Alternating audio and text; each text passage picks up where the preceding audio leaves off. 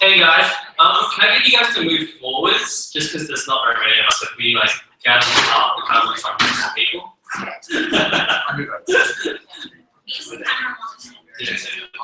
I'll allow it.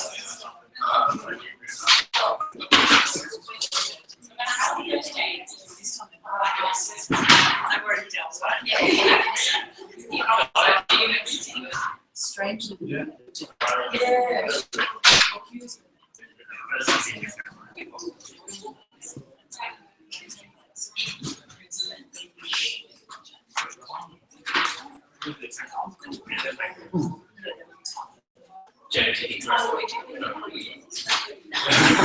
Probably just.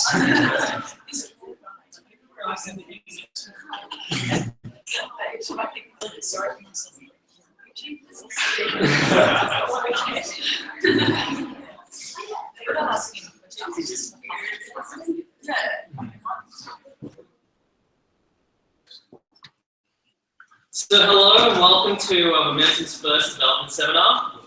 My name is Chris and I'm part of the Momentum executives. And firstly, I'm going to speak a little bit about what we do for those that don't know, and then I'll introduce our lovely speakers. We're a network that works personally with you guys to develop you as doctors. So we have senior medical students and junior doctors, medical students to guide them through medicine. We develop you in discovering what kind of doctor you want to be, rather than the specialty that you actually want to go into. And part of expansion this year of our program, we're creating development seminars that aim to open up difficult conversations in medicine. This year's topic is about debunking the fear of failure, or examining that. And inspiration for this topic was actually how I got into medicine. So I got rejected 3 times. Rejected once at high school and twice postgraduately. And when I finally got in, I actually realized something really profound, which was I was no longer the top of my class. So there were actually tons of people that were way smarter, more hardworking, more talented, more motivated, and guess what? So I noticed, all the feelings and emotions that I had with me, overwhelmed, frustrated, really afraid, and ultimately, I actually felt like I was going to fail as a doctor. So after spending the time talking to other students and getting to know my postgrad course, I noticed that actually I wasn't the only one that felt that. So without further ado, I'm going to introduce some of the phenomenal people that we have here. These parts have actually grown as medical professionals. So first I'm going to introduce Dr. Anjana. So Dr. Anjana is an oncologist, a general physician, an educator, and an award-winning author. She graduated from Monash University with first-class honours and was admitted to the Royal Australian College of Physicians in 2005. Before she received the prestigious Fulbright Award, which she completed at Chicago University.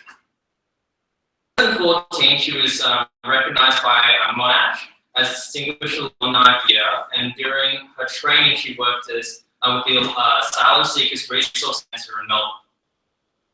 She also worked with the Mother Teresa Missionary of Charity in Calcutta and in the Maldives after the 2005 tsunami. Healthcare to all those people in dire need, and these experiences led her to focus on bridging the gap in healthcare services, or delivery of those services. In addition to achievements as a doctor, she's also a successful writer and author. So she's published these 3 books, and which will be passed around, so you guys can have a look at them, and she'll also be selling them at the end. I'm going to get a copy of them with you. And she's also won the 2013 Australian Human Rights Commission Literature Prize. She's also written articles for the Time magazine, The Age, and the New York Times, and she's also a columnist, I can't pronounce that, for The Guardian. Luckily for us, she has a special interest in training and developing medical students at Monash, and I'd like to extend a warm welcome to her being at this event.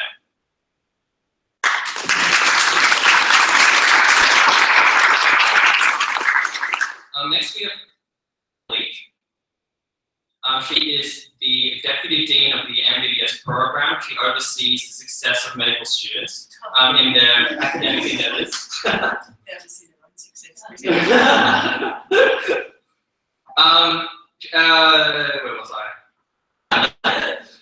She's also developed educational initiatives relating to the MBBS.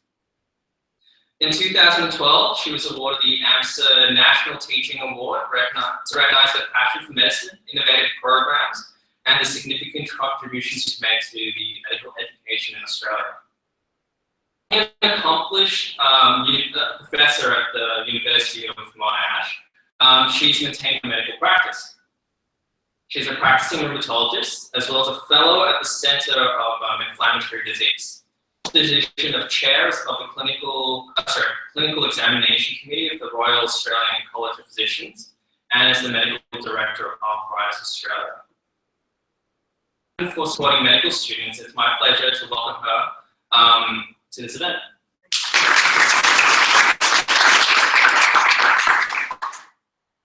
I'm Dr. Sue Abari. She's a medical registrar and a passionate advocate for health and well-being. So she graduated from the MBBS program in Adelaide in 2004 and was an ophthalmology registrar before becoming a medical admin registrar with the Royal College of Administrators. She's held positions at the Australian Medical Association as the AMA Victoria Doctors in Training representative to the AMA House. And she's currently on the board of directors for AMA Victoria. She's involved in research and has published numerous papers and has completed her PhD on the genetic risk factors of diabetic retinopathy. She's shifted her focus from eyes to the workplace. Or she's moved her eyes to the workplace. She was awarded the grant under the Advanced Doctors in Training Research Fellowship Program to lead the first pilot study on workplace enablers and stressors amongst registrars and specially trained. Welcome her as our final speaker for this event. So I'd like to welcome Sue as to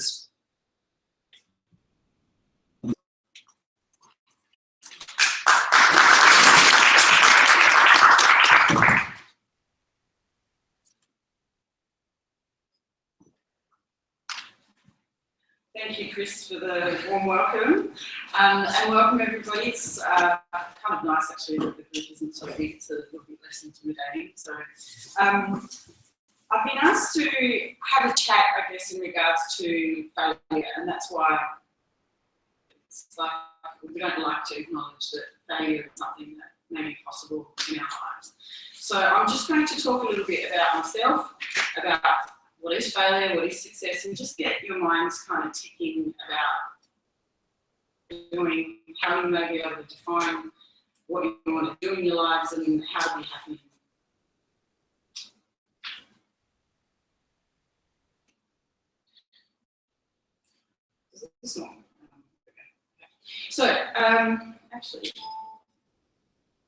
So my first question to yourselves to have a think about is exactly who are you? What is it that defines you? Are you someone's daughter? Are you someone's partner? Are you a medical student? Do you think that you're going to grow up to be someone's specialist doctor? What is your identity? How do you define yourself? And the reason why I'm asking you this question is because I have to go through this process myself. Although I've done my training in ophthalmology and minus my fellowship, I reached a point where I hit a hurdle with my last written examination, and I really had to justify to myself why I'm going to lock myself up for another 6 to 12 months to sit that exam again and what was it really that I was trying to achieve out of my job? Why is it so important to my identity that I am called an ophthalmologist? And I had to go through this process, and let me tell you, when you take away someone's identity, the way that they've defined it, you fall in here. You get divorced, and you've always been known to be someone's wife, or let's say you've always thought of yourself as a doctor, and suddenly you're not a doctor anymore. What are you confronting? So I strongly urge you to actually have a think about. And then just have a think about, what are your goals in your life? What is your purpose? So what if you're a doctor? Then what? Why is it important? I personally have a goal of getting involved in third world medicine. That was why I thought I would do ophthalmology. Not because of the fact that it was such a prestigious thing to get into, because they only took 2 people in the state to get into. I genuinely wanted to actually take that role of my skills and knowledge and give it to those who I thought. So yeah, just some food for thought about yourselves. And why is this so important? Whether you like it or not, you guys are in where you are going to have more mental health problems than every other profession and compared to the Australian population. And the mental health survey that came out of Beyond Blue actually showed us these results. I don't know how well that's portraying, but essentially what that first graph is showing is that I'm going to have a diagnosis of depression and anxiety at some point of your careers. And that's significantly higher than the Australian population and other professionals. In addition, 1 out of 4 are going to have thoughts of suicide. That's pretty high, you know, to actually think that you're going to reach a point where you want to commit suicide. Have attempted suicide. Again, these numbers are significantly higher than other professionals. What got me so passionate about doing something about this and doing my research? One of the reasons was when I first came to Victoria, I found out that within 6 months we had doctors in training who committed suicide within 6 months. That is ridiculous. So whether you like it or not, you're going to face these and you need to be aware. And I sort of wish that someone talked about that elephant in the room whilst I was a medical student. The sort of things that they teach you, you can become a doctor, and you know, things are going to be amazing. And when you're an intern, at least you don't have to study anymore. They don't tell you about necessarily the realities of what might make you great. Some of you may be absolutely fine, you'll be resilient, you'll think, what the hell are you talking about when you reach that point? But according to those statistics, a lot of you aren't going to be. So in case that's going to be you, you need to be self-aware and think about these things and how are you going to manage your life and your career so you don't end up being people in statistics. So which brings me to the realities of actually being a doctor. Next year, well, I don't know what year you guys are in, but your internship, it is compared to my cohort. I'm a PG 8 11 now. It was the worst year of my career. It was absolutely awful. It was a shock that, oh my God, this is what I got myself into at $20 an hour. You know, I'm manually disimpacting people. I'm someone's secretary, and then when it really does count and you're going to be the one who's on call or on cover, you're out there on your own without proper supervision, and it's like you do 16-hour shifts, you work 6 days a week, you'll forget who your friends are, your partners will get angry at you. And then you face the reality of getting into training. Good luck, because unfortunately, is that generation where there's too many medical students now, so it's going to be more competitive. You're going to face some serious stresses out there, and you need to be prepared that, what if I don't get on? Is that a reflection of you? Is that a reflection of the system? Is the system transparent enough for you to actually realise what's going on? So these are all realities that you think about. Then come exams, and my own research and studies have shown it's one of the most stressful times you're ever going to face. I haven't even kind of reached that point yet of what may make you crack.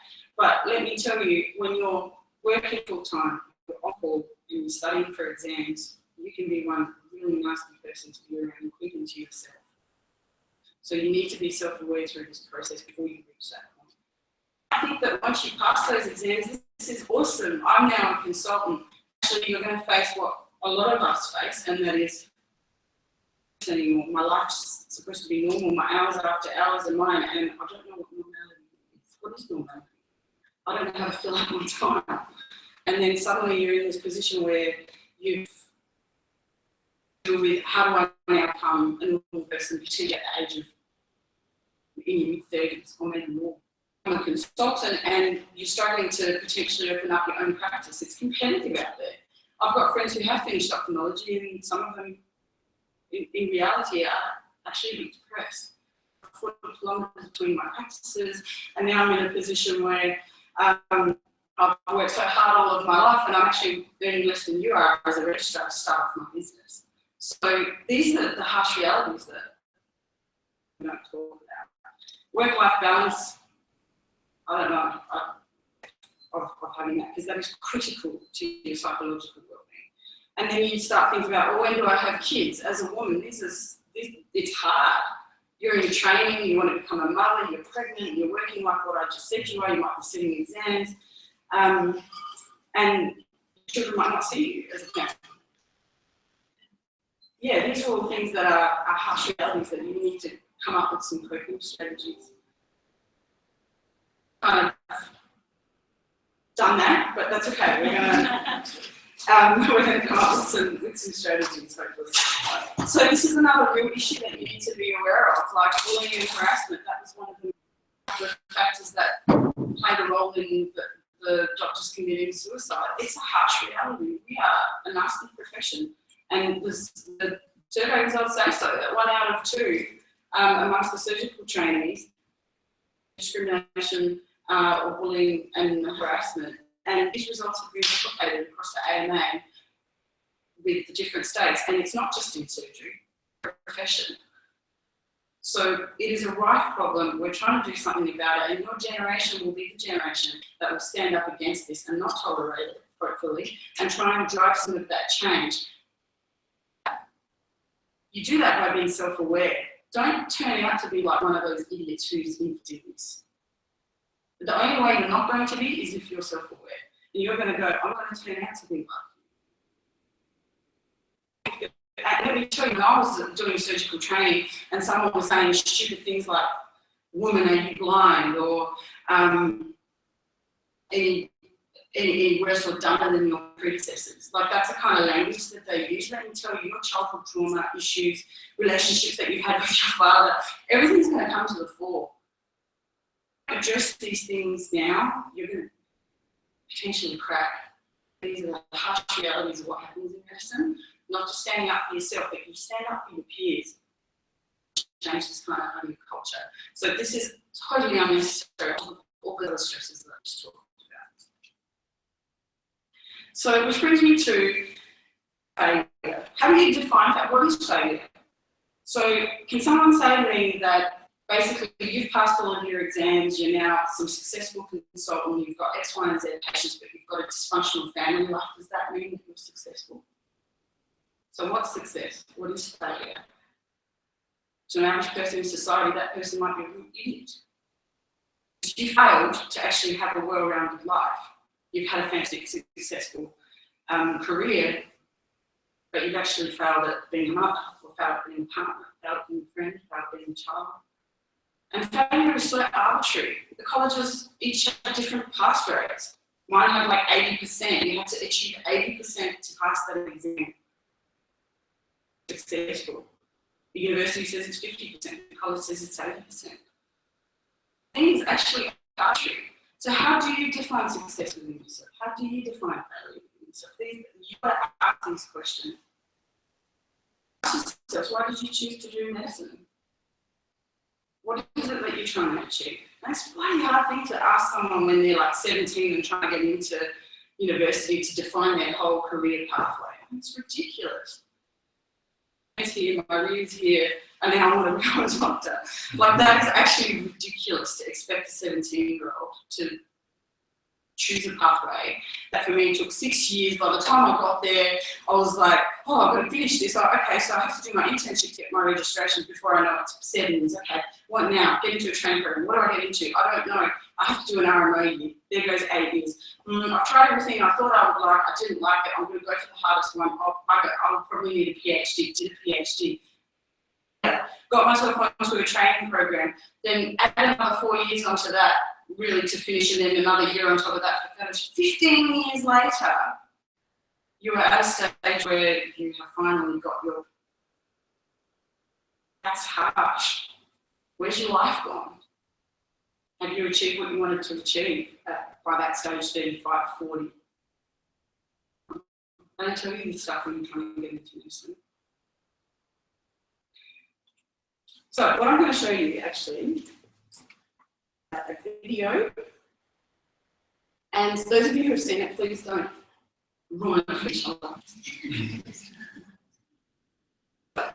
And then we'll have a chat about what you're watching. Any volume, so did I just pause it again?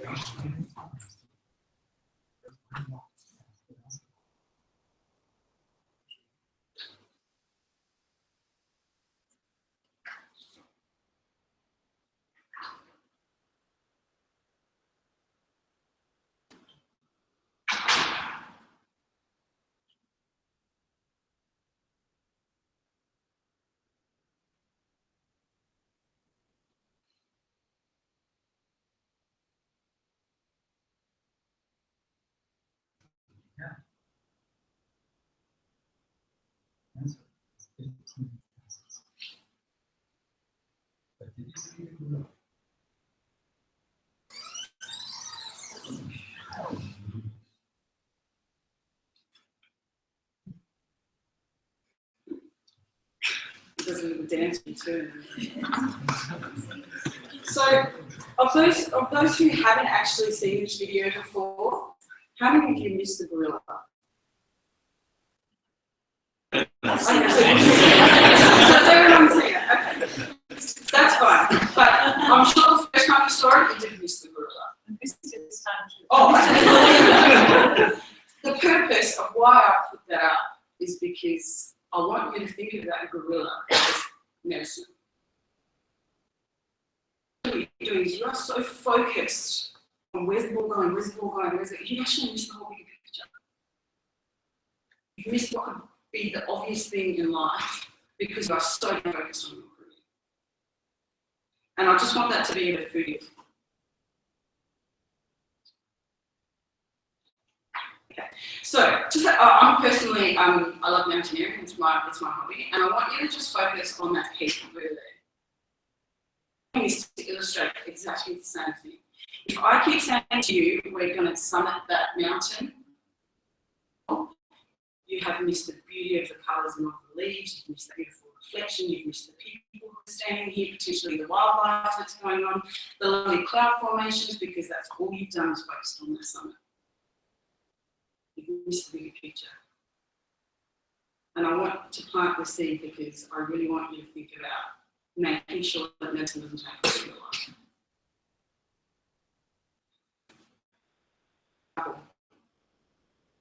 To the end, decided I didn't want to do it. I was so lost, I quit. Went overseas, took a year off, endlessly went from country to country, hiked hundreds of kilometres across mountain ranges. I was on about 5,000 metres. I proved to myself that to some extent I achieved my goals by doing that. The rest of society couldn't care less what your job is. We sit there and go, oh yeah, so what do you do? Oh, I'm a neurosurgeon, what about you? Oh, I'm a pathologist. And we judge each other based on our subspecialties. To the rest of society, you're just a doctor. I don't care. I don't care about your subspecialties. We make it important ourselves.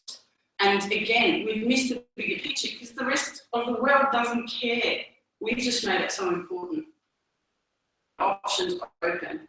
What I did then was, what the hell do I want to do? And I was like, okay, I was passionate about, right? So I ended up getting out there. I got involved with the Third World Women's Shelter, helped them raise some money for their mountaineering group, and it felt amazing. I was an advocate outside of medicine. They couldn't care less that I was a doctor. I was still achieving the same thing, just in a different light. I had a PhD, so I was like, do I go academic? I can do that. But what do I do? What do I do with myself? What do I do with my life? There are options outside of clinical practice, and you need to keep that in your mind. Public health.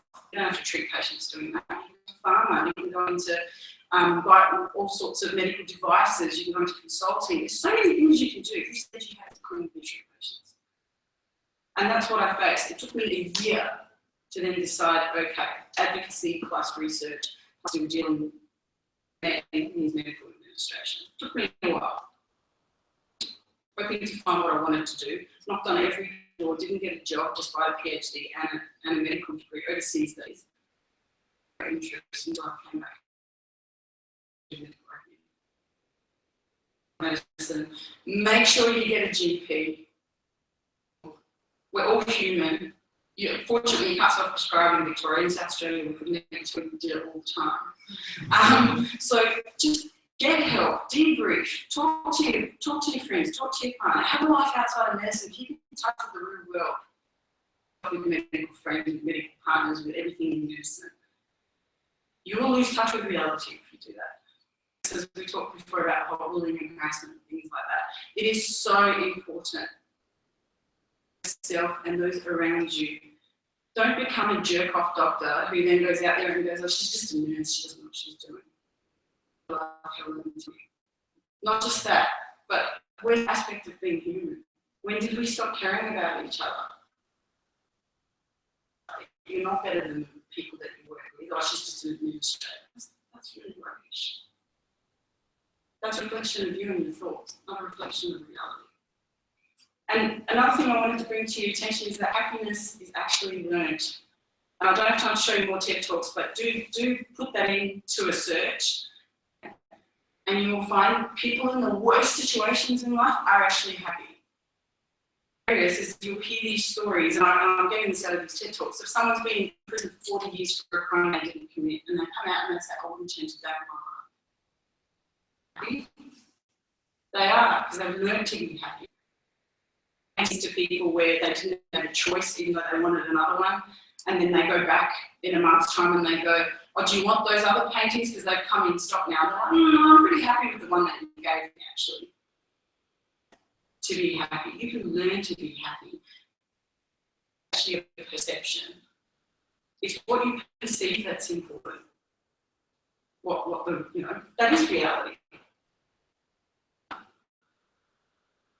What's in here for everything that you face in your life. Experience.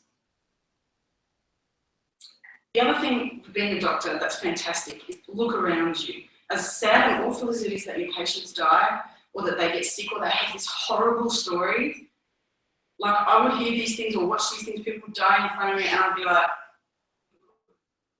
when you hear of the horrendous things that other people go through, you're self-reflecting, like, my life's actually pretty good. Do that with your patients. And the other thing that's fantastic about medicine is before you know it, you've been pulled from all sorts of areas. You have to rotate really quickly, get to know people really quickly, adapt your style really quickly, work under hideous stressful conditions to actually apply it in your personal life. Reach a point in a relationship where you're like, I don't like you anymore, so I'm going to cut you off, just like I cut my thoughts off when I leave the door of the hospital when I don't think about patients when I go home. I'm now going to selectively apply it to my personal life. It's priceless, which you're going to get through medicine, and it is such a unique area to develop these skills. You won't get it in most other professions. Practice brain plasticity, because it's the same thing. All you do is you become versatile. Get in your thoughts. Picture, because this is potentially you, this is your life, these are your friends, your colleagues, maybe your girlfriend, maybe your children, your parents. Important in this is you. If you don't look after you, other stuff, or the impact that you're going to have on every other person in your life. So I strongly urge you, and I had to do this because I reached out with some of the bullying and harassment that I faced in surgery, and I had to go back and face my own childhood issues. Whatever works for you, I don't know. I mean, I read some great books like Louise Hay, she's fantastic. You Can Heal Your Life, for example, that's a book, which made me then go back to, why is this bothering me so much? Why am I so distressed by what's going on? Oh, shit, my father said whatever to me when I was a kid. So work on yourself, work on your fundamentals, work on why you who you are, why do you potentially have the issues that you have. Because until you do, you'll be able to face reality. And that's why I put up this picture of the tallest earthquake-proof building in Japan. It's like 76 stories high. Stuffed, you're not going to survive. So you have to address that. You have to address what's in here, what is in here. Because if you don't, you're going to crumble. This picture up because I've tried to sort of apply this in a context of what I'm familiar with. That's mountaineering. As a mountaineer, it doesn't matter what weather you face. It could be sun, it could be hail, it could be rain, it could be shine. These are all my pictures of my beaches. And I faced like 80 km/h winds. I've faced minus 45-degree temperatures. And if you are not taking the same breath, the same steps, you're not just as resilient as when the sun is shining, you're not going to survive. So I'm just putting it in context for me. You may be able to put it in context with something else for you. And finally, just wishing you all the best of luck on your journeys. And again, this is another happiness is learned. It doesn't matter what's happening. It's how you adapt to what's happening. That's important. Thank you.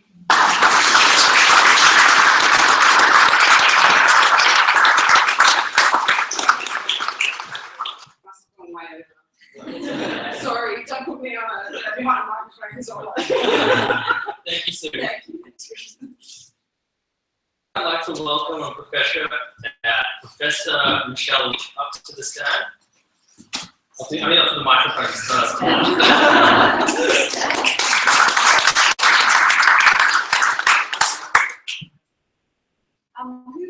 is a mentor? Yeah, and who's a mentee? Some people are neither. Oh, welcome. I actually was listening to everybody produced very generously by Chris, and I was just thinking it would be interesting if we all had submitted our resume, which had all the things that we failed at, which are many. So, that'd be an interesting CV, wouldn't it, to put together? And I think some professor did do that. Who was that? Yes, a Princeton professor did that, didn't he? And he put together every single thing that he'd done that he failed on his CV, which was larger than all of his successes. But somebody made the really valid comment that it's easier to do that when you have had success, And it makes me think about how I think I find it a lot easier at this age to talk about failure than I did when I was your age. But you've got all that training up ahead of you and all those things to prove. And I can remember how that felt, that I felt as if I've got so much to prove that I think I found it a lot harder. It's the same reason I found it harder to admit if I made a mistake. Whereas now, I have to say, it's a lot easier. I'm a bit older than you girls, but when I hang out with my colleagues of my own age, we all talk about, made a mistake. I just say it all the time, no problem, But I can remember when I was your age, I didn't do that very often. And I think there is a real difference. And that's why I thought it was great at the Monash Leadership Development Seminars yesterday to hear Vion Sharma speak, who's a bit younger.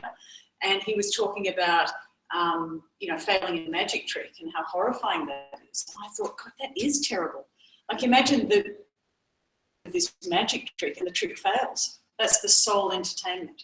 Anyway, we're talking about failure and debunking the fear of failure. I think the reason we're doing it is something we talked about yesterday, and Sue's alluded to this, that the medical students and doctors and medical professionals seem to get depressed. And, Beyond Blue has identified that there is a problem in our profession. Involved in medical student education for maybe, 20 years or a long time. I meet so many worried, distressed and anxious medical students. So, I think it's true. However, whenever it's a mental health week, you do hear other professions like lawyers, dentists. Apparently, people who are into the achievement business are also people who know a lot about failure. And at the School for Clinical Sciences, where I was located, we did do a survey about how many people were feeling depressed, stressed, anxious, or worried. And actually, it was a lot of people. It was about 30 to 40% of people were feeling anxious, depressed or worried, and yet they were all smiling. And I was chatting to the corridors, they all looked fine, but they secretly admitted to feeling like that.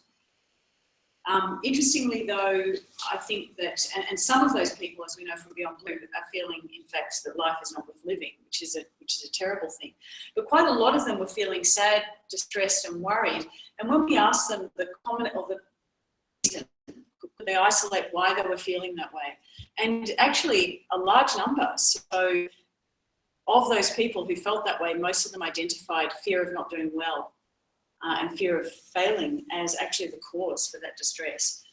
So I think it's something about the cohort effect. At the Monash Leadership Development Forum, medical schools like a walk in the park, except you're not walking, you're running, there's a monster chasing you, the park's on fire, and you're on fire, what the hell? And I don't know, like sometimes I think I remember it did feel that way. Like, you know, some days it was just like, I think I had a chronic low-grade terror just sitting with me most of the day. Mostly that was about being chosen in a tutorial, being asked a question suddenly out of the blue, you know, just somebody just suddenly turning and saying, what do you think? Like 5 causes of this, you know, and you just be, you know, so constantly having to be mentally agile. So look, I know this is a bit, you know, a bit of hyperbole, but I think that's actually how a lot of medical students do feel. I think it's interesting though that we've talked about this, you know, why do we feel, you know, why do we fear failure? And I think that, I mean, I'm a parent now and, you know, you like to think you're really relaxed and chilled out about parenting, but in the end, you know, we all want our children to succeed, and achievement and love are all bound up together in a very complicated way. And, you know, your parents do smile more when you come home with an A, or you've done well, or, you know, and, oh, you've done well, that's fantastic. And, you know, I mentioned yesterday this Augustine Burroughs book where he talked about how parents use shame to edit children for fear of disconnection. And parents, they love their children, but we want all to be together. It's kind of a survival instinct. And I think, you know, it's no accident that, and what you don't want to do is be the loser over here when the herd starts running, you know, because they're all going to run away and survive and you're going to be caught by the lion. I think it's quite a primal thing, and I don't think any human likes it. I don't think we're worse than others in that sense. It's just that we set ourselves up, as Sue alluded to earlier, we suddenly come into this group of people where they're all winners. It's very easy to fall into the loser's basket pretty quickly. Everyone here, whenever a friend succeeds, a little something in me dies. This is the thing called Schadenfreude, and, you know, Gore Vidal said this, his famous, you know, ironic writer, but Alain de Botton, who I think is an incredibly great author, wrote about this in his book, Status Anxiety. A school reunion can easily become the place that makes you most anxious because of the torment of comparison with people who were your equals. And I think a lot of people talk about anxiety going to school reunions. So in other words, there's a cohort effect, and I alluded to this in the Nunes interview. Some possible antidotes that many of your mentors now, some of your mentees, some of you will become mentors. Somebody sad and worried who's going to come and see you, what would you recommend to them? Just some of the antidotes that I think can help. I think a sense of scale. So Sue's alluded to the mountaineering, and I think it's no accident that when we go on holidays, we like to go to places that are vast, you know. Part of that is that we realise that the day-to-day things that stress us out kind of become smaller. It does work sometimes. I think there's a giant mountain or a sky full of stars and you think, well, we're pretty small, you know, and that thing that I was worried about, that I didn't get that grant, or they rejected my paper, or nothingness actually. So the world we apprehend through our senses is just a tiny fragment. Nature, and I think a sense of scale does work, and nature can do that. Sue has alluded to this as well, finding one's true north or a sense of purpose. I think that if you are aligned with your purpose, if you know what it is you're trying to do, all the things that get in the way, the obstacles just kind of bounce off you because you're so fixed on that thing up here. And you believe it, and it's actually in your heart. In your heart, that's the most powerful thing of all. All those things, those obstacles just seem to melt away. This is my friend, Kamral Zaman. She's the Dean of the University of Malaya. She's had an enormous impact in Malaysia on reducing the AIDS epidemic through reducing the stigma associated with intravenous drug use and homosexuality. She has had an incredible impact in her country and in the Asia Pacific region. She's on the World Health Organization advisory board. One of the most humble people I've ever met. She rarely seems to be perturbed by anything. So, you know, if something, you know, would happen, and I would think, gosh, that was so frustrating. She doesn't seem to worry because I think she's always got this agenda herself. The agenda is something much bigger. And I think if you can find something bigger than yourself to connect with, save you from becoming distressed. And so this is like a hallmark session, isn't it? Lots of hallmark cards. Success is not the key to happiness. Happiness is the key to success. If you love what you're doing, you'll be successful. You know, if you really love it, you'll be successful because you love it. It's very hard to get out of this world, the goldfish bowl of high achievers, but getting into some fresh water where these high achievers aren't can sometimes help as well. People say this, I think it's probably true. I think all the grants that I never got, all of the mistakes that I've made in medicine, these are all the things that have made me a better clinician, a better researcher. It really does teach success. IQ and hard work are really important, but the resilience, the ability to rebound is what makes the difference. Again, lots of platitudes, I know. This is my personal story of failure, which is FRACP Part 1, fail, right, with a huge capital F. And every day that I found out that I failed, I hadn't really failed that much before then. But I failed this exam, and I remember I was working as a registrar in the hospital, and driving into the car park and getting out of the car park and feeling so conspicuous and feeling like a conspicuous failure, like I had a failure written on my head. And I almost felt like I wanted to hide, you know, and crawl through the corridors and, you know, so that no one would see me. I thought to myself, what's worrying me more about this is not the fact that I failed this thing and I have to do it again, but the fact that other people know about it. I was quite ashamed, I think, of failing. And I felt as if suddenly I'm not part of my cohort anymore. They're all the winners, and I'm the one over here that's failed. Disconnected. I felt quite alone in that failure. What became apparent after a couple of days of this slinking around and hiding in corridors and dodging, you know, if I saw a certain group of consultants, I would kind of hide behind a cupboard until they went past, in case they asked me whether I passed my exam or not. And even, you know, the students that I taught in bedside and the younger, I was in terms of those younger folk, because I didn't want them to think the great teacher who knew stuff, who passed exams. So I was dodging everybody, really. I'll work out that actually people don't care their life. You know, you think it's so big because you're so in your own ego and you think it's such a big thing. But other people, it turns out they're really busy with their own lives. They think about you, and then they don't, because the world is a huge place and they just don't care. And after a while I realised, oh, nobody's coming up to me anymore to commiserate. I was almost a bit sorry then. You know, they said, how are you? How are you? But I realised, oh, it didn't take them long to get over it. It only took them a couple of days. Yeah, okay. The universe is a lot bigger than me. Like, guess what? I'm a little flea. Like, my failure doesn't mean anything. And it was such a relief. It really was a relief. That's what I learned about failure, is other people don't care. It's like, you know, your renovations, your children, you don't know this yet, you're young, but at our age, right, mums and dads in the audience, you know how it is like? It's people talking about their renovation, their new house. Have you seen those t-shirts that say, I don't care about your renovations, I don't care about your brilliant children, I don't care about the dream you had last night. But people don't. And if you're mentors, you can help those people that you help. You can really help them by reminding them of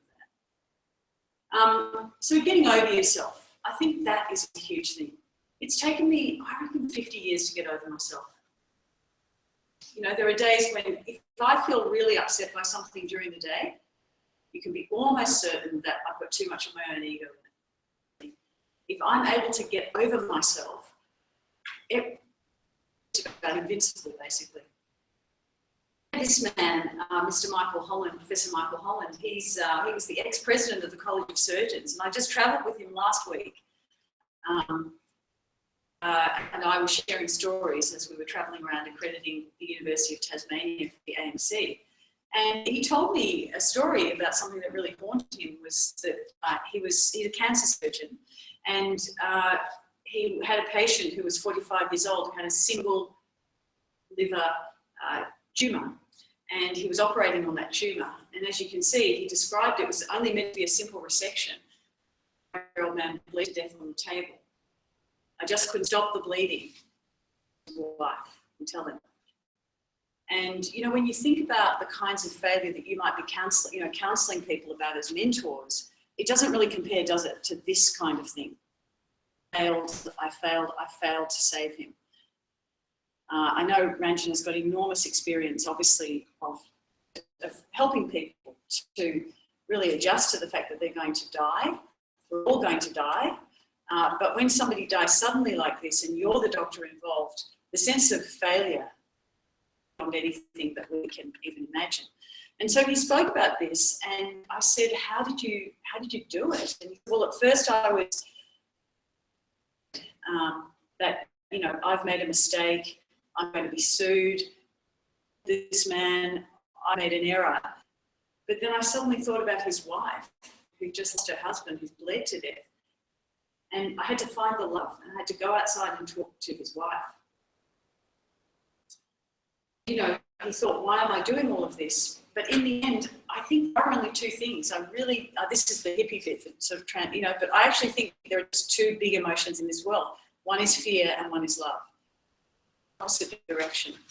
And one thing I've learned after a long, long, hard battle is that you move closer to love.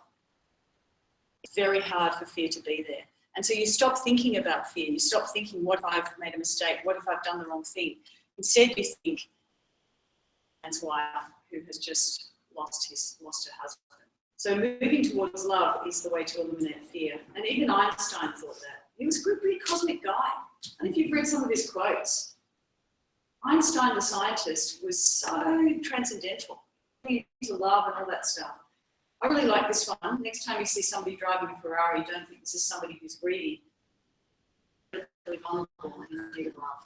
And I actually think that about super high achievers. You know, the super high achieving people that you just want to kill with their hands. I think, you know, it's okay. Like, they just need love. You know, they're just looking for love in all the wrong places. I've got to feel for them. I've got to extend my love out to all of these people. To take any questions, but good luck in your mentoring and menteeing. I'm sure you're going to be absolutely wonderful. And even if you help one person in this journey, you'll have made a huge difference. Good luck.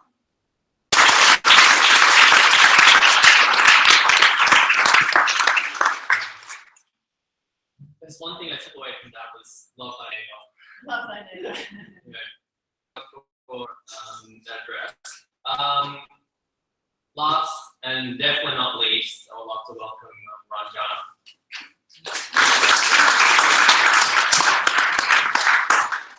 Thanks, Chris. You know, as I was driving along, I was wondering who was going to be in the panel with me. I didn't know, and I had a fleeting thought. I thought maybe I'll see Michelle there.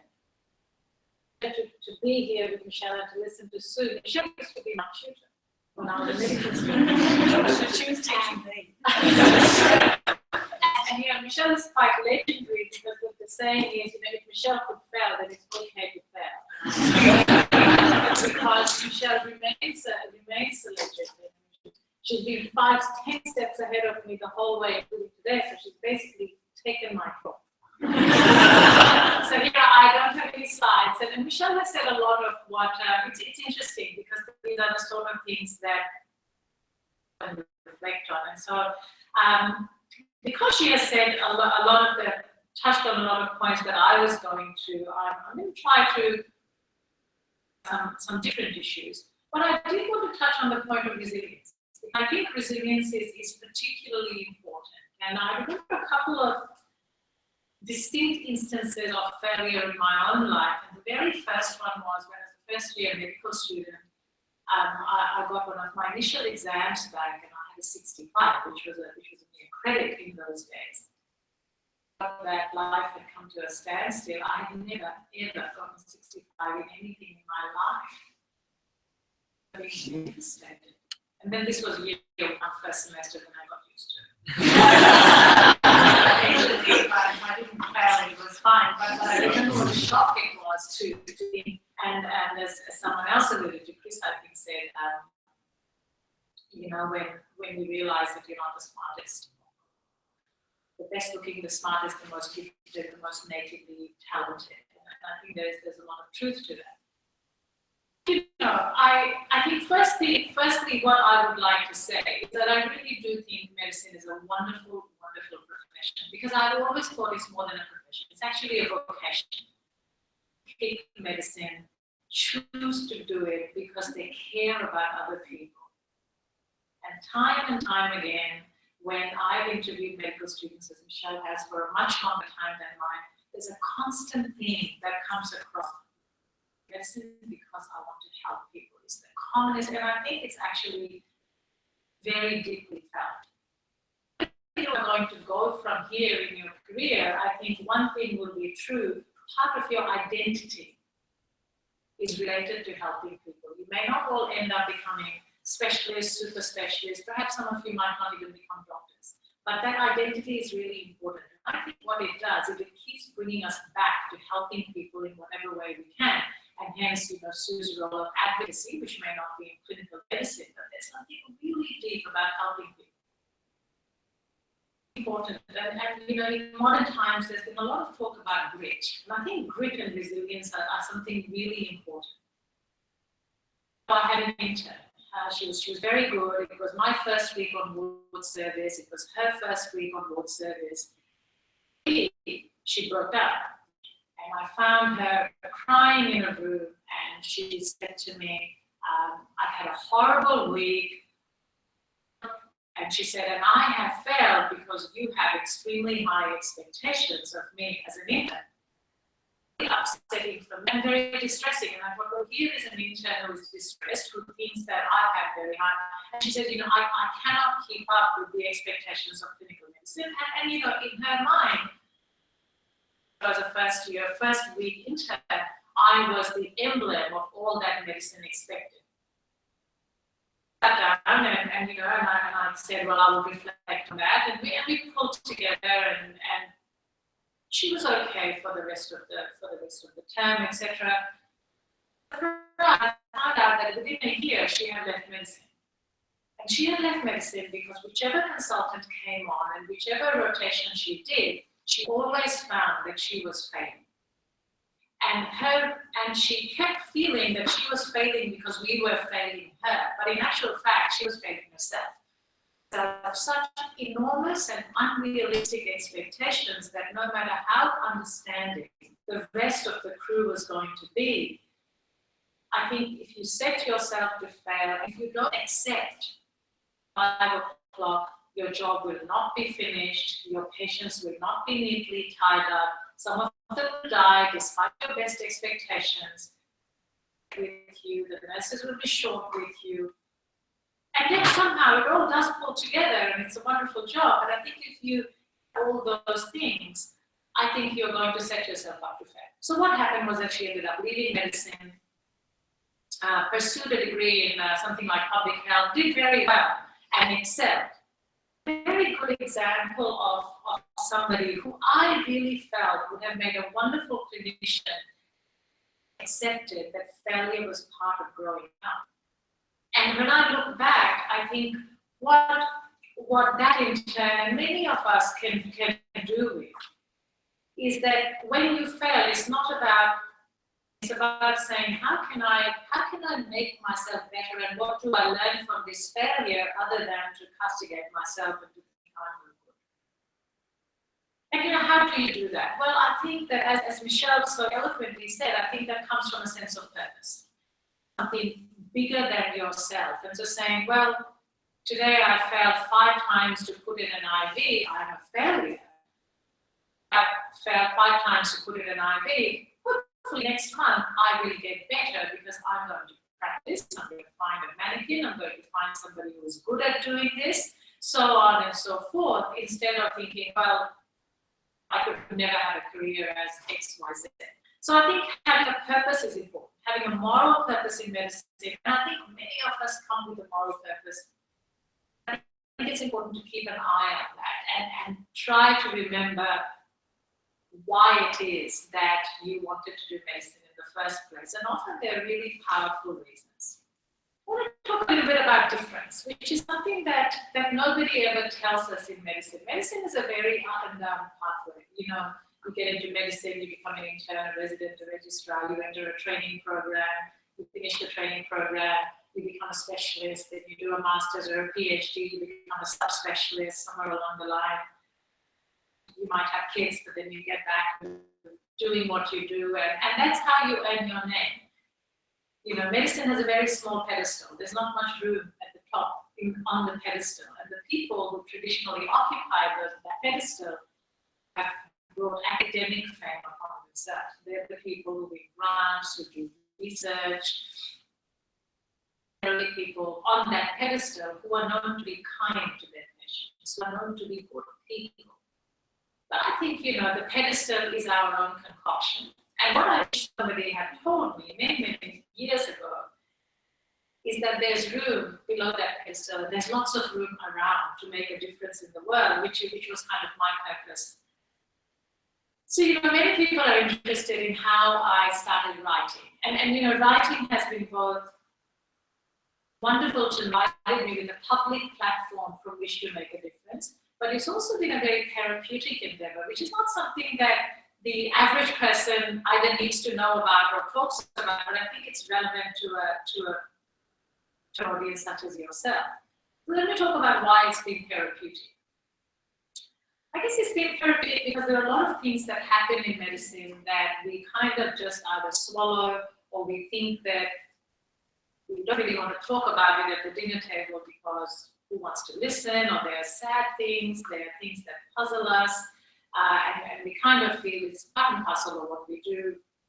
We sort of innately, we take on the stress, whether that's the stress of failure, whether that's the stress of failing a patient rather than failing ourselves. And writing to me from a very early stage, I've always written. I've written since I was about 7 or 8 years old. And writing to me was always a form of therapy, because it was therapeutic for me to spend the day, to take 20 minutes writing about what happened during my day. It helped me to unburden myself, to make sense of my world. And you know, I never really cared. I never thought about publishing this stuff. And as time went on, I began writing in more public places, books, etc. And the reason I keep writing at the end of the day is still studying myself, and everything else is secondary. And so what I would really encourage you to do is to think about something like that. Writing is my anchor. Very secondary to me that I publish a book, write in The Guardian, and you know, as I keep saying, I think someone's edited self, such as their CV, all you see is a collection of their successes.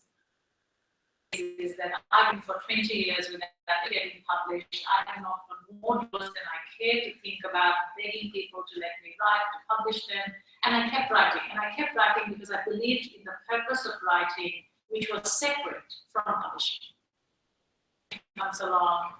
It's kind of, you know, it doesn't define me. What defines me is my writing. And I think all of us in life need to find an anchor.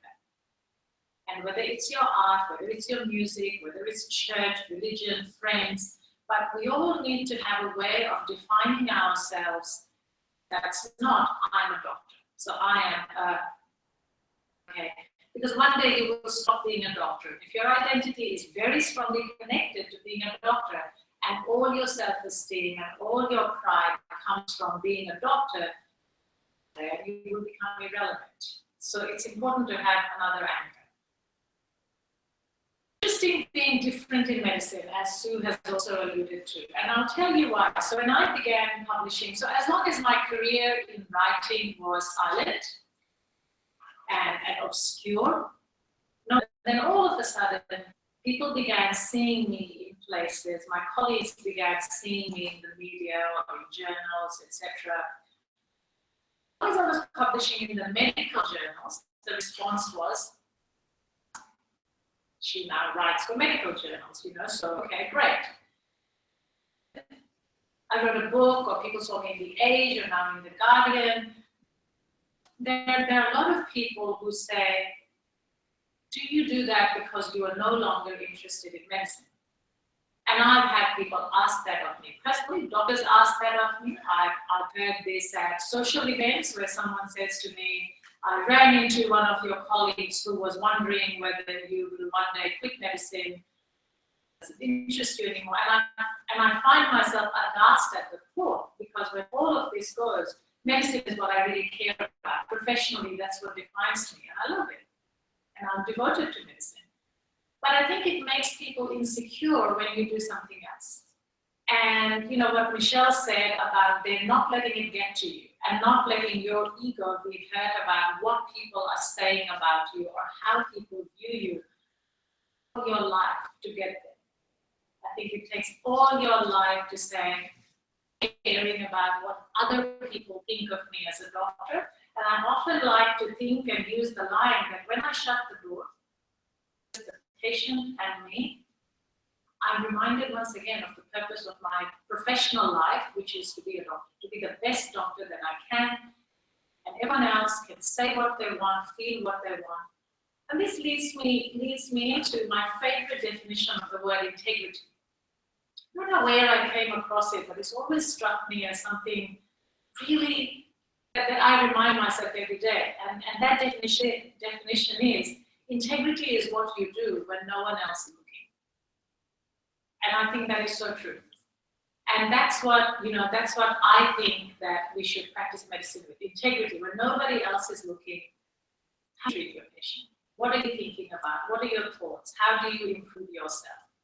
It's really important to carry integrity into medicine, because when no one is looking and it's just you and the patient, and how you treat your patient defines you as a person. That's what you take home rather than the awards and grants. And to this day, what makes me happiest as a clinician is a little thank you note saying, thank you for looking after me, thank you for doing what you do, rather than some award at a college ceremony or something like that. Because I think all these awards and grants are wonderful. They recognize the edited version of you, the public version of you, whereas what the patient has seen behind closed doors with just you and the patient, what they have seen is a real glimpse of you. And it's much more pleasing and much more satisfying to think you might have made a difference to that patient, which is the reason you entered medicine, honor another award and another grant, etc. So, something to think about. I think there is a lot of stress in medicine, but I also think that we would be naive to feel that there is not stress in other jobs. And I think, medicine has become so heaped in this conversation about bullying, harassment, stress, alcohol, marital difficulties, and of course all of them exist. But as I grow older and as I begin to look at the lives and examine more carefully the lives of my patients, the lives of my friends who are non-doctors, I actually think the problems are quite in-depth. And in a way, when I look at my cohort, I was speaking to a medical school friend of mine just last night. I think as doctors, we are exceptionally lucky to have the flexibility in our jobs that practically no other profession seems to command these days. Even they lose their jobs and they have young children, they're committed to working 5 days a week. A full-time job, ever since I had my children 8 years ago. I've always worked part-time. Medicine has enabled me to do that. So, for all the trouble that you put in and for all the grief and the tears and the hard work, I feel that the rewards are enormous. And I don't mean that in a monetary sense, because, we all know that there are many with shorter courses of making money these days, and medicine is a long way of trying to look for monetary gains. The kind of kind of flexibility, the kind of life-work balance that medicine can provide if you look for it hard enough, I still think is pretty exceptional. I really, my experience is that I'm particularly grateful for that. And so, so there is light at the end of the tunnel. Yes, it's hard work, but I think you reap plenty of rewards for that hard work. Is having a standing in society. And once again, that's not to be associated with arrogance, but I think that one of the reasons that I love being a doctor is that it's provided me a public platform, for example, in the Guardian, where people sit up and say, well, a doctor is writing, I'm going to read this. And so all of a sudden, without ever having planned it this way, you can make a difference to a patient, one patient at a time at the bedside, which is what I try to do every day. Enormous opportunity that has come my way to, reach out to thousands of people who will never see me, and it's great that they won't see me because I think the point of being a doctor is also to impact public health.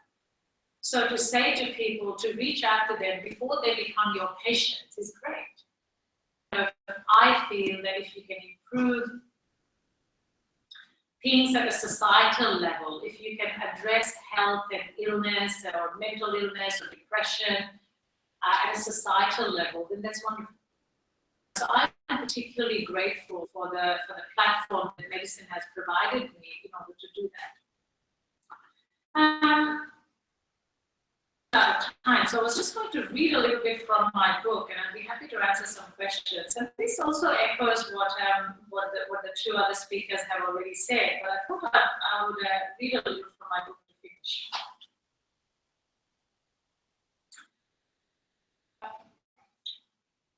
In oncology, a large proportion of my patients succumb to their disease.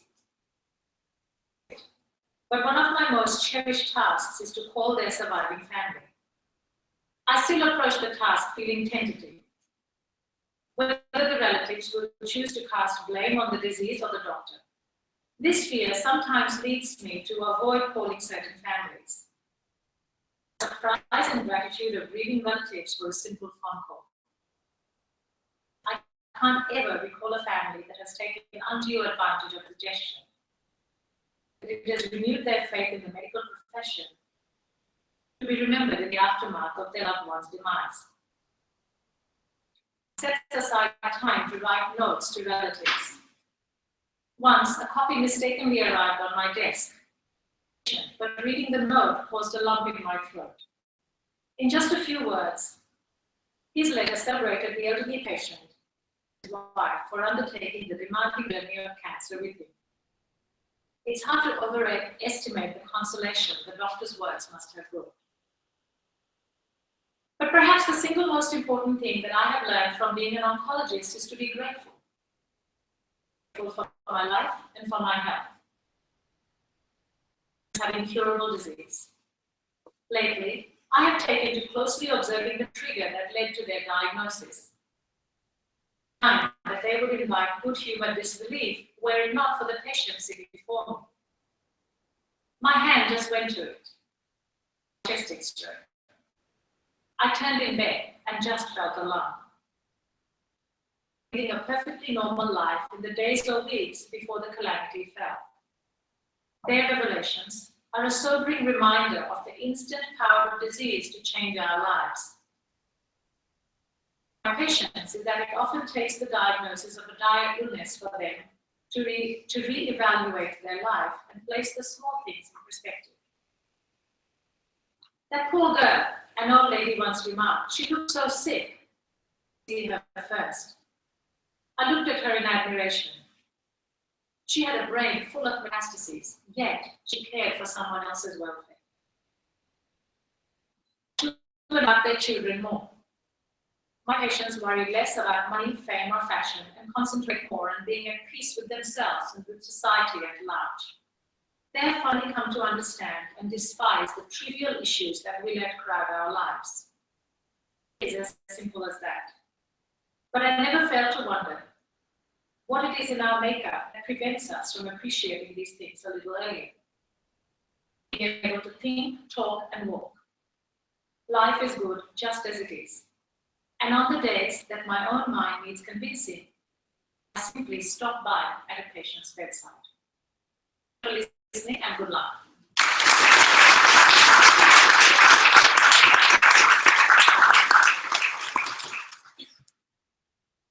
Good job. That was amazing.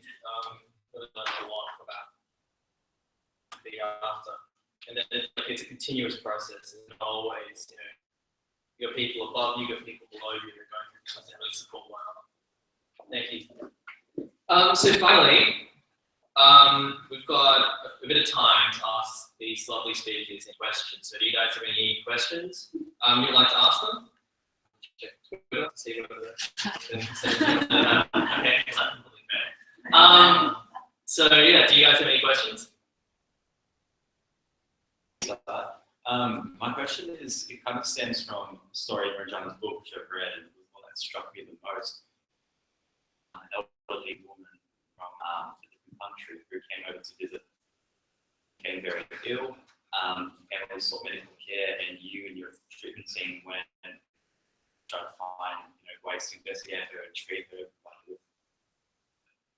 and put in the perception of the family, optimal care, treatment goals and being met, and being inquired about whether it would be more appropriate to fly her home to receive better treatment, or just kind of like the treatment would have been here, she wasn't able to travel.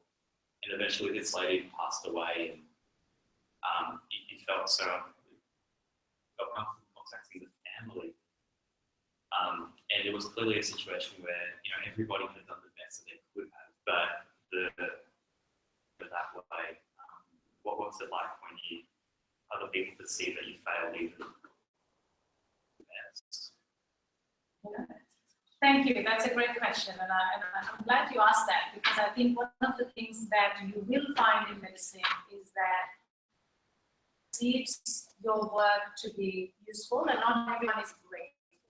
And you somehow have to reconcile doing your best with not every time you get a pat on the back. And this goes back to our high achieving selves and us being used to being lauded for what we do. Winners. This is why you are here today, right? And it feels really awkward to think you've done all these things, as you say, you've bent over backwards for a patient and they don't get recognized.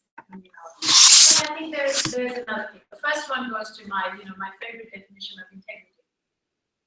To do, and I don't care. I did what I thought was right. And I think that's really important. And that's something that goes back to having a sense of purpose in medicine. And the sense of purpose should never be, I think that leads to failure. And I think you will never be satisfied because there is never enough fame or anything but somebody else on the gold medal, and you won the gold medal, and you think, yeah, but you got the Nobel Prize. Yeah. And so on and so forth. So I think that chasing fame, chasing recognition is just bound to lead to tears. And so I think the best is you do what you do it with the best of your ability, to understand from the other person's perspective. And empathy, that's what empathy is. Putting yourself in someone else's shoes and thinking, well, at the end of all this stuff, they lost their mark. For them. This was a bad outcome for them. That somebody is probably thinking about is going and congratulating the doctor, or saying, thank you, doctor, for doing such a wonderful job, my mom died. And kind of going, this wasn't a good outcome, that's fine. But the thing is, the rainbow in medicine comes from the people who you don't do much for, who show up with a box of chocolates or who write, a card. And last year, there was this man of our hospital with a letter about my care that the CEO then was so moved by that she scanned it and sent it to me, to my email, writing that would have taken him a week. Because he wasn't non-English, he was a non-English speaking guy who probably sat there with a dictionary. Beautiful letter about how I had cared for him and how my team had sustained him in difficult times and had given him his dignity back. And I think those people's unexpected joys just make up for any disappointments. I have a similar story, but much shorter. I thought I saved someone's life once, or twice. every so often, occasionally, you actually think you do. But I remember when I was a young intern, a young man came in a hypoglycemic coma. Work this out, you know, A, B, C, D, and don't ever forget glucose. And I thought, right. So, you know, I gave him some glucose, and he woke up, and I thought, I've saved his life, I've saved his life. He woke up and he slapped me across the face. That's the first thing he did, because he was disoriented. You know, people come too. Like, it's like when you give someone, you know, Narcan or something, you know, the first thing they do, like when they come to, what the hell's going on? And they're sometimes really aggressive. Yeah, so I'm actually in this first flush of, he wakes up, he can live for, right? And he just slapped me across the face, like within 3 seconds. I thought, okay. And there was no family around it. And you know, I thought, gee, okay. But, you know, as Ranjan said, you know, I kind of went home that day and thought, okay, like, this is what they taught me, this is what you do. You know, it's the unglamorous stuff, but that's the thing. And in contrast to that, a patient who I've had for 20 years, because as a rheumatologist, immunologist, you know, I look after people for a long time. He had rheumatoid arthritis and very bad pulmonary fibrosis, and his pulmonary fibrosis really wasn't responding to the drugs, and he died. And the limit of the medicine that we have, you know, that we could fix his joints quite well, but we really couldn't do anything with his lungs. And you know, his family they still come and see me, you know, they bring me cherries, you know, they come to the clinic, they hug me, they say, you did so much for us, and I'm thinking, failed you, really, but, you know, it's that contrast all the time, and I think the swings and the roundabouts of that sort of add up in your mind, and the irony of I've done nothing for, you might even have made a couple of mistakes with, they're the ones who bring you the chocolates. You think, no, please take them away. But, so yeah, I think it's that balance, but in the end it is more about what you're there for. It's the higher purpose, you know, Sue has said it, Rand said it, to something bigger than the individual stories and your own individual prowess. You know, does it? What helps you? Does it help? It all adds up at the end of the day somehow. Yep. Okay.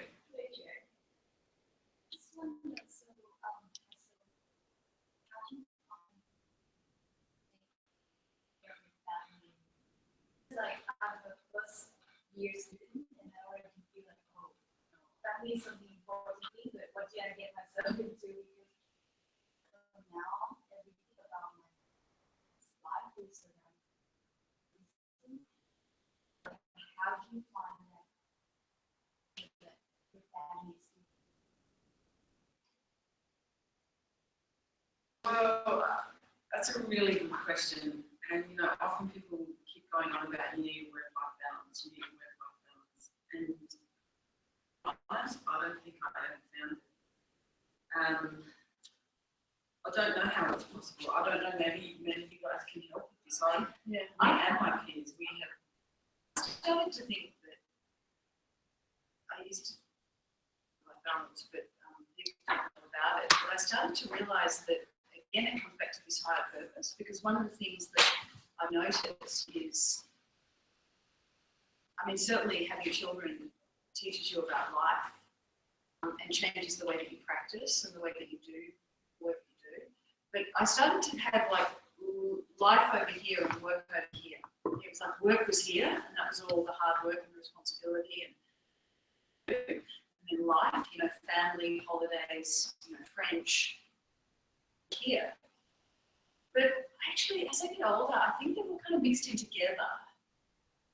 And the things that excite me and interest me cross all the domains of my life.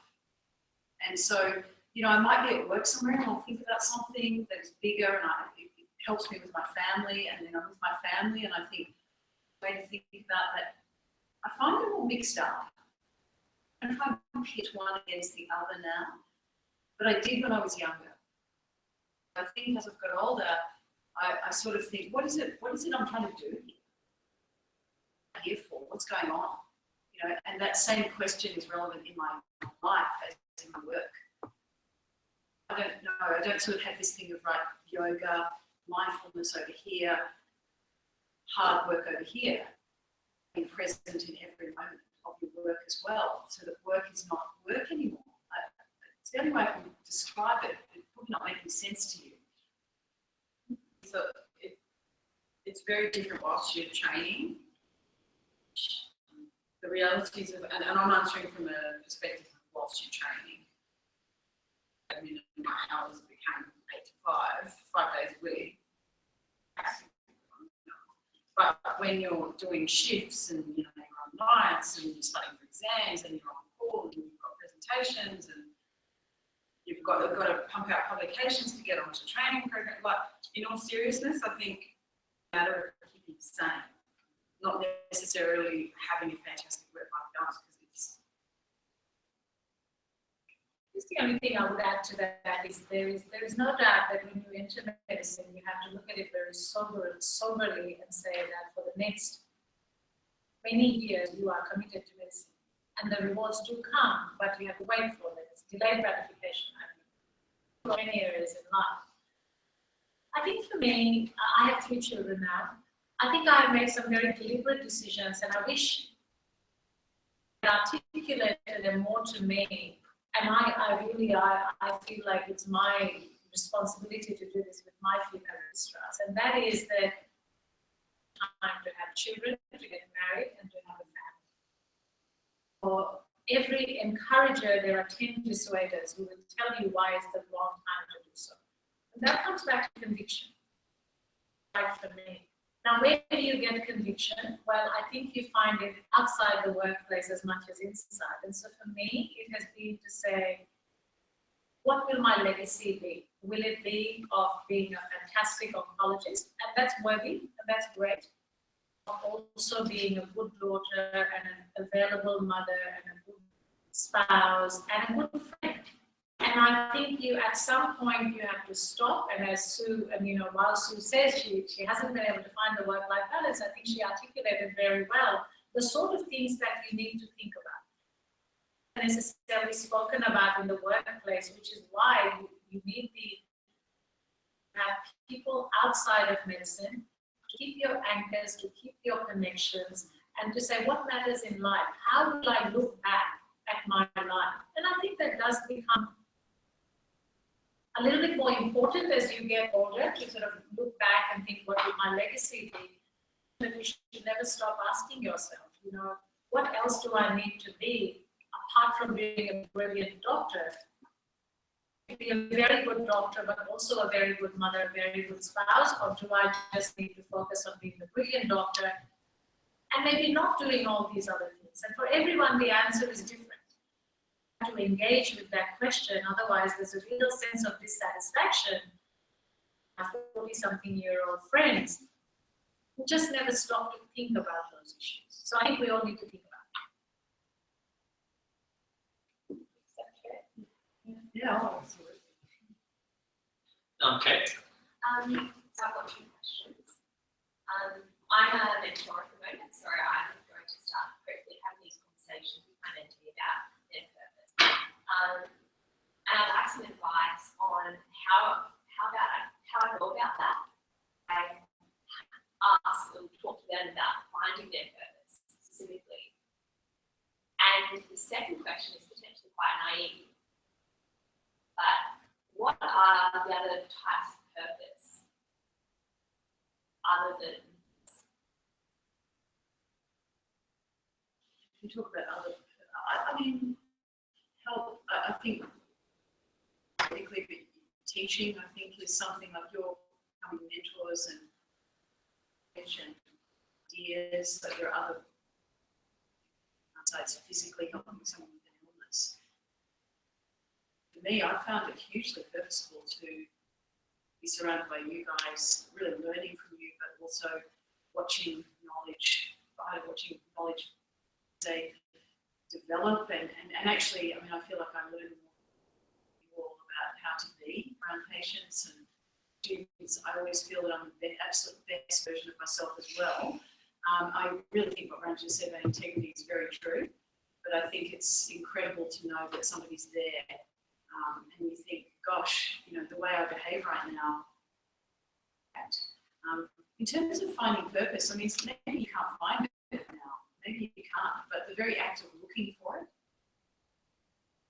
it it takes you outside yourself. The very act of thinking, is there something bigger here? More than just the next exam or the next grant or the next paper that I've got to write or something for my CV. I mean, we do know people, I think all three of us, who it's very much about the CV building. Maybe you don't know what that purpose is, but I think the looking for it is a really good exercise to be outside of everyday. For some people, it's, you know, belief. People, it's just love, and those kinds of things. And for others, it's actually actively doing something to change the world. You know, like the people I feel that are just most imperturbable, I know something. Like, I'm going to reduce HIV, like my friend I mentioned, you know, HIV incidents in Malaysia. That's her thing, that's what she's going to do. So, yeah. I guess I was just going to say, I think purpose comes in different forms, and it's not always glamorous. So one of the things that I post in my week is recovery at my school, at my kids' school. It's completely removed from medicine. It's sitting with a 5-year-old, a 6-year-old, often from a non-English speaking background, and teaching them how to read. The power of teaching a 5-year-old or 6-year-old how to read is enormous. To, you know, finding a cure for a disease in terms of enabling a child, a classroom. When you look at where education has got all of us. So I think also purpose doesn't have to be narrowly defined, and it doesn't have to be glamorous. But it's something that you feel. In terms of how to navigate other people towards their purpose, I guess, you know, I've had a few mentors in my life, and then I look back at what they've taught me. I think, you know, the people whom I have stuck with have just listened a lot. They haven't been ready with their advice. They have not been prescriptive, saying, this is what I think you should do.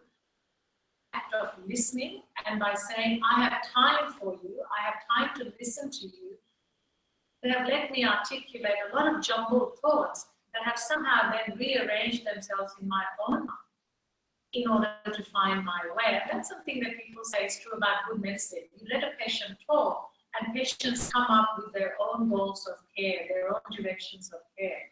So to be a good listener is, I think, a crucial arm of being a good mentor. And can I just add to that as well? I think listening, I 100% agree, because once you talk, someone's forced to talk things out, they're forced to think about it. So is the act of actually writing. It's a completely different brain process down to allow them to then write it down as well, so they can think about it in a different way. But I think also importantly, and this comes from my own experience, is like to think about purpose not just being one big fat, that's what it is. You know, every single day, as we're just alluding to, which serve a purpose. It might be that you've gone to, I don't know, the shopping centre and there's an elderly person who needs a hand putting in. It doesn't have to be that I have to save someone's life, or, you know, of course that's one big purpose, but also I think then breaking it down into smaller, useful on a day-to-day basis. Yeah, I think that's probably the biggest.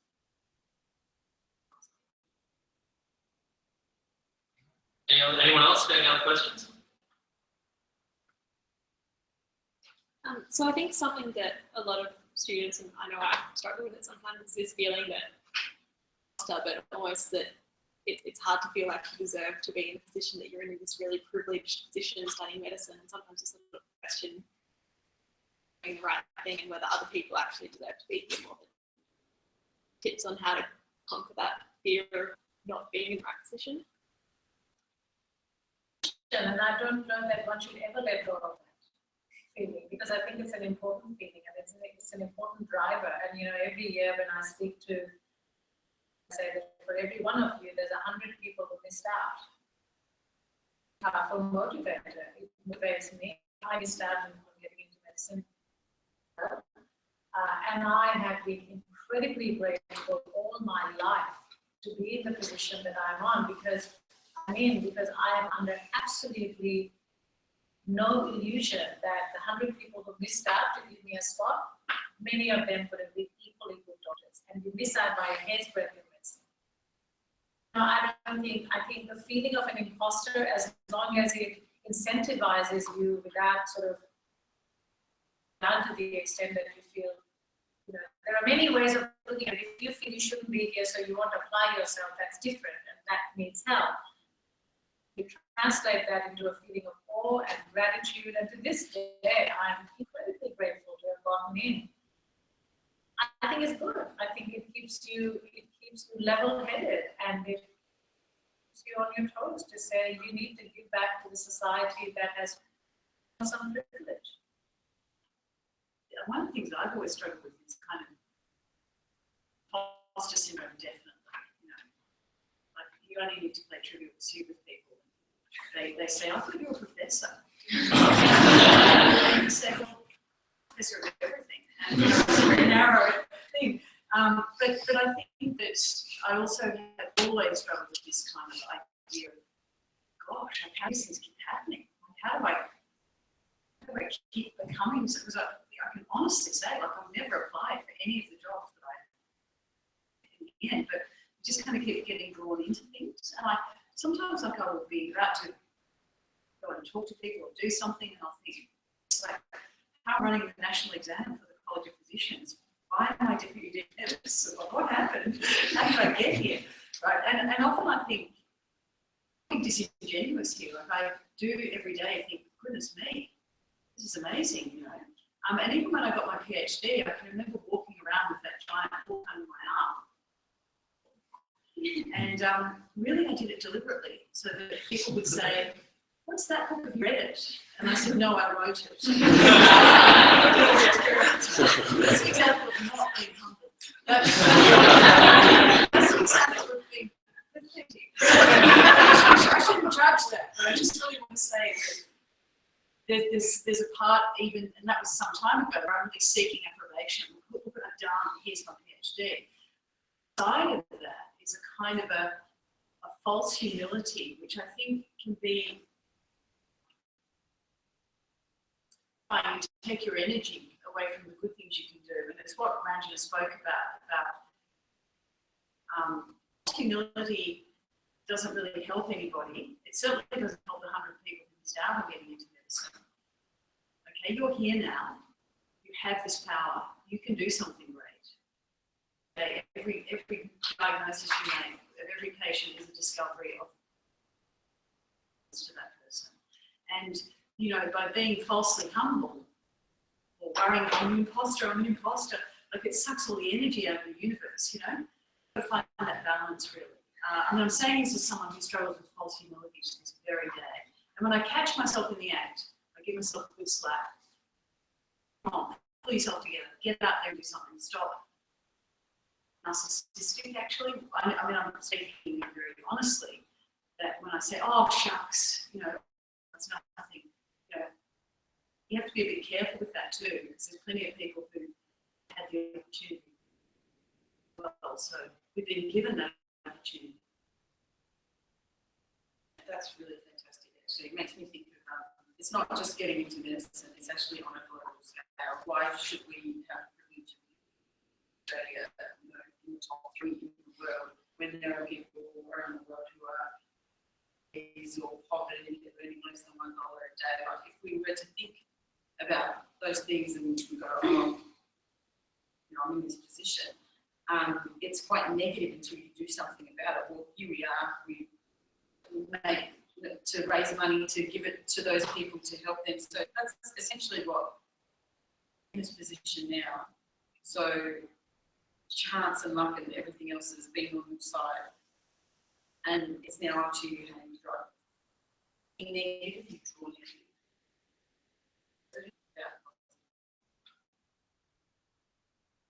Thank you. I didn't have one myself. which is, if you were able to do it all over, is there something inside or outside of medicine that you would love to pursue? I don't mind. Acting. Acting? Yeah. I would have loved to do something on the stage, I think. No,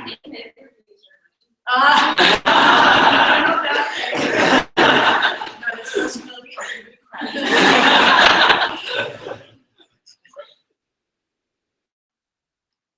I would have liked to have been an international human rights activist.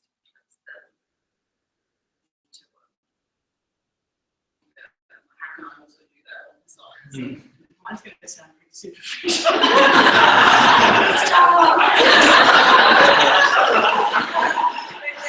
They say it's a very good side of parenting if your children don't want to be famous. And when I say I want to do acting, I don't mean I want to be famous. I mean I just like the process of acting.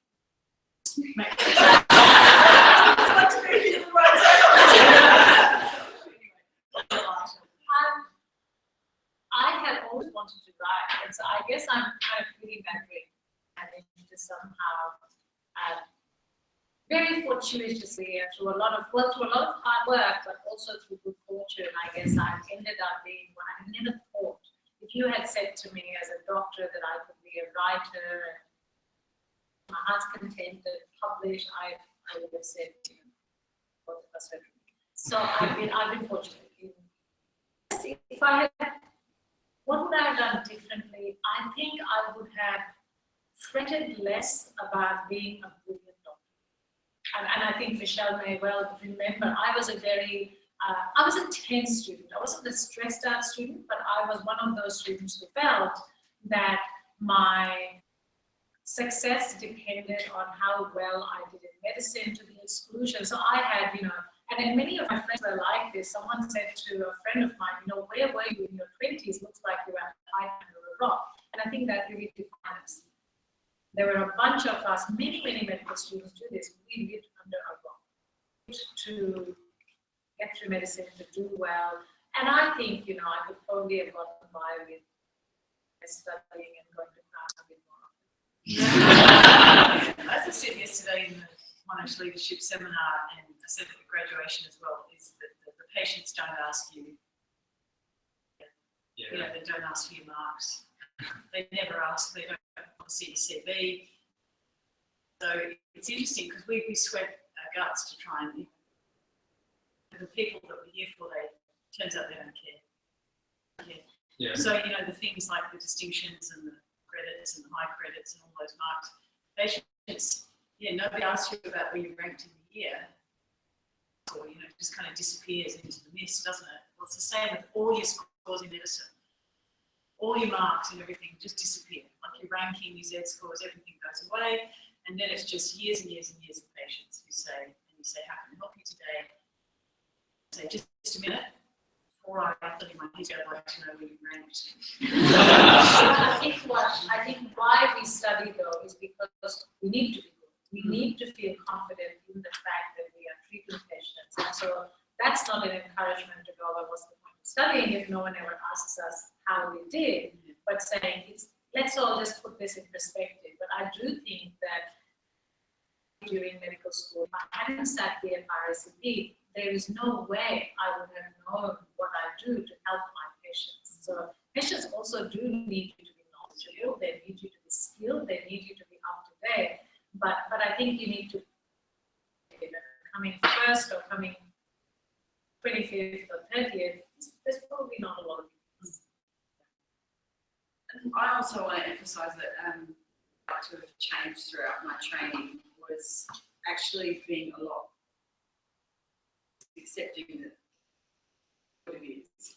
It comes with its issues and stresses, but I now deal with it by consciously being more happy. And I can't emphasise enough to just set aside a few minutes a day, just a few minutes, all you need, literally, to meditate or do something that you enjoy, something that, and for me, I found that quite late.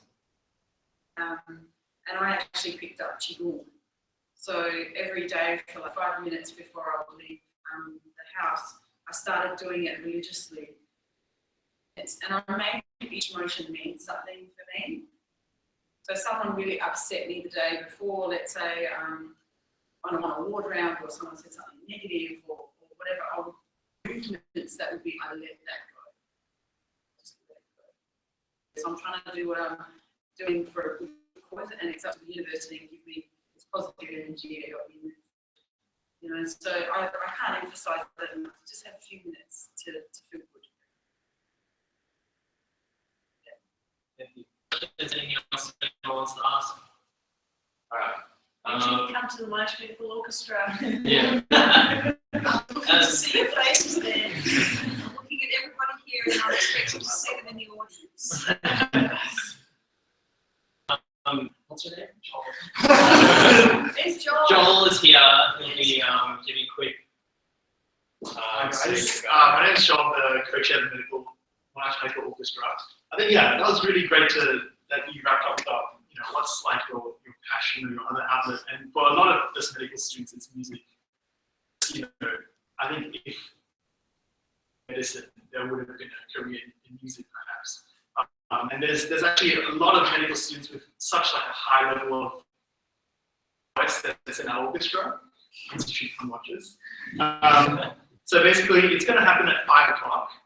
We're selling discounted tickets for all you Momentum people today. Normally it's 20 for adult, 50 for concession, but it's a flat 10 for everyone here today. We've got a few people outside selling tickets. If you pay them, we'll give you a program. The program will serve as the ticket. And yeah, today what we're going to be playing is we're going to be playing Beethoven's Fifth Symphony. Everyone know that one. That's a great one. It's called Transfusions, isn't it? Oh yeah, the concert name is called Transfusions. It's a punny name. We'll also be playing the Hebrides Overture and some Sweeney Todd medley as well. So we'll be at the Performing Arts Centre. If you don't know where that is, hopefully some of the guys outside will be able to show you. But it's Come with me. Or you can come with Michelle. Actually, Michelle has been a really big supporter. I love this orchestra. But the thing is, it's beautiful when you get there. Like you might be really kind of tense, you might be really distracted, and you go and it just, very transforming, I have to say. And they are beautiful players, these guys. And it doesn't go for a long time, so there's plenty of time to go out for drinks afterwards and get your life, go and socialise. But follow me. I'm going to the Sedona Cowan. I'm looking for all your faces. In fact, I'll buy you all tickets. I'd love to see you there because these guys are great, and I really think your colleagues should see how great you are. Yeah. Thank you very much, Michelle. That's really good. Yeah. But as I said, she's a really good supporter. But yes, do come down. I'd like you all to support us as well. Yeah, Kevin is one of the people selling tickets. Yeah, just come around and. Are you actually buying all? Anyway, I'll let you guys sort that out. So it's 5 o'clock and yeah.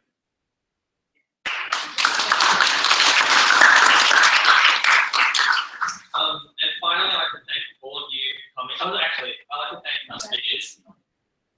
For you guys, sorry. So Rajana, Sue, Michelle for giving up their time on a Sunday, their break day. Actually, I don't know when it's break day.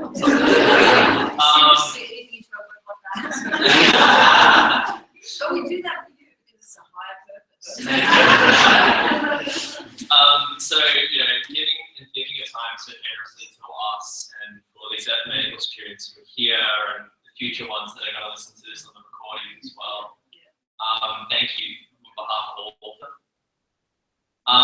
I'd like to thank also, my girlfriend and her brother for actually bringing all the food and helping me organize it. The posts they did on Facebook, they weren't all completely me.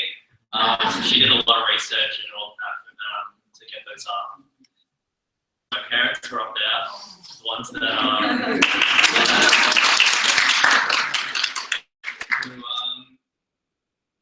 yeah, that's right. And Regina will also be signing books if you want to, and also she has a variety of books if you want to purchase them, she can sign them. Before we go, so,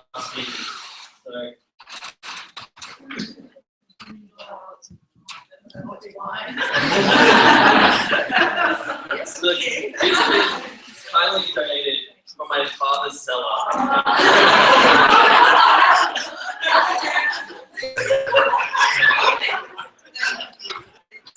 I can assure that there are good quality wine, but they're not like him.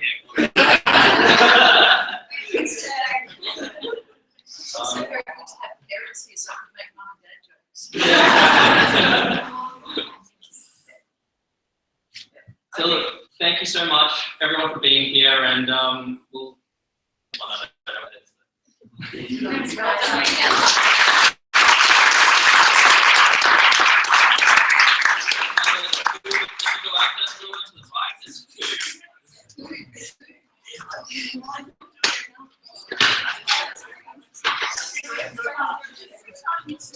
That's me right now.